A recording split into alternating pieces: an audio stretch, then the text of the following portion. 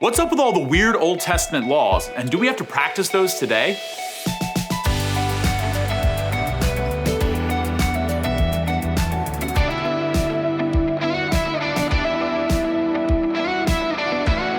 Today on Made for Glory, we're talking about the Old Testament laws and whether or not they are binding on us today. Before we get to that, I just want to encourage you to like, share, and subscribe to our videos. And thank you so much to those who have done so. Also, if you'd like to support the work we do here, please consider being a member with us on Patreon. So a lot of people, when they're reading the Bible for the first time, they get about halfway through the book of Exodus, and then all of a sudden these laws start entering in. They get kind of bogged down, and it's basically Exodus and the next couple of books of Numbers and Leviticus and Deuteronomy that unfold these laws. And a lot of them seem very, very tedious. A lot of them seem kind of ridiculous. And we can ask that question, are these laws, are we supposed to just ignore these completely? Do they not matter?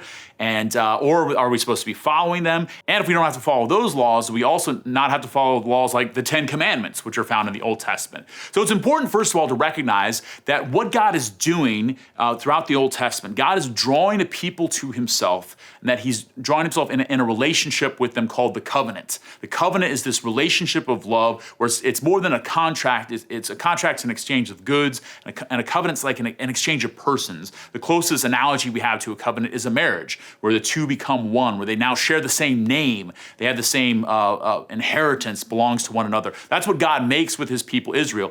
And as he's drawing them out of this world, he's drawing them out of a pagan society. And so one of the difficult things of being in a pagan society is they have pagan practices, they have pagan beliefs, they have pagan interactions with other people. So much of what they did as a people was tied into the worship of many different gods, many of those gods who are bloodthirsty gods, many of those gods that are described in the Old Testament as demons, actually, as no gods at all. And so in order for God to draw them out of there, he had to begin to change their behaviors. So to help these people to learn to be in a relationship of love with him, they had to first learn how to act, learn how to treat one another, learn how to worship God correctly. So that process is very difficult. It took years and years and years. And part of the ways that God did that is through his revelation of himself and of his love through the law.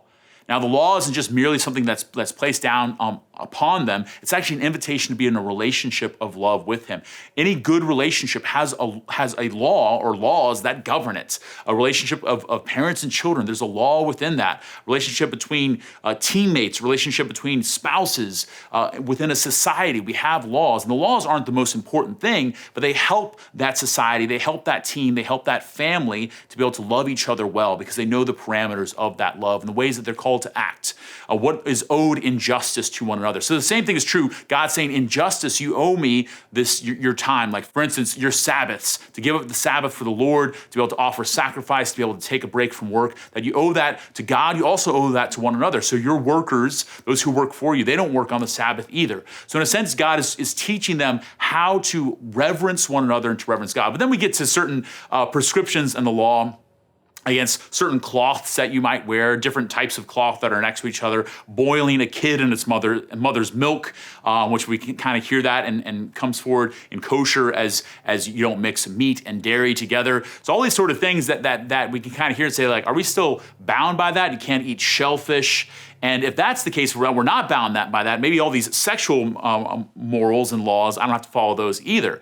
But the reality is God gave certain laws for a certain people during a certain time, and he gave other laws as universal precepts that all people are called to follow. And the way that we know the difference there is there were certain things that God judged the nations by, not just the people of Israel, not just the people who were in a covenant with him, but all the nations. The people of Babylon that were thrown down, the Canaanites who were expelled.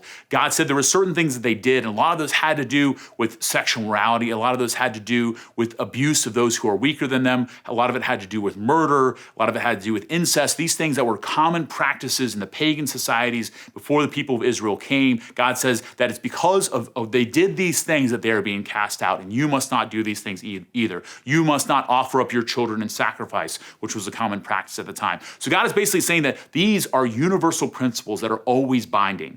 So when we look at this in the church, Jesus says that he has come not to abolish the law, but to fulfill it. So all the precepts of the law, all the prescriptions, as minute as they might be, that they're all pointing towards their fulfillment in Jesus Christ. And he doesn't abolish all those, he allows them to be fulfilled, so that we're now drawn to a relationship of love with God. We're now called to fill a morality that is even higher than what the Old Testament law called us to, the Old Testament commandments. You have heard that it was said, do not kill, but I say to you, don't even hate your brother. You've heard that it said, Jesus says, not to commit adultery. I tell you not to look at a woman with lust. In a sense, this elevation of ourselves, because now we've learned how to walk, and now we're called to run.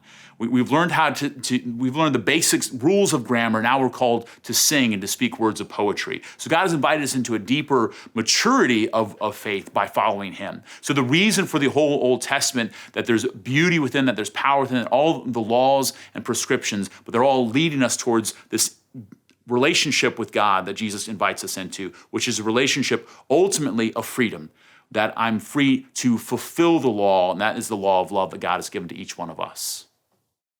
Hey guys, thanks for watching this latest episode of Made for Glory. Thank you so much to all of our sponsors. Make sure you like, share, and subscribe. And if you want to join us in sponsoring the show, make sure you click the link to support us via Patreon. Also, a big thank you to our sponsor, Wicking Vicar, who makes performance clerical attire for priests. Well, I can't say enough good things about their shirts. I'm wearing one of them right now. It's fantastic for priests who are on the go, for priests who live in hot weather like I do. And we're so grateful for their sponsorship, and we hope to see you guys next time.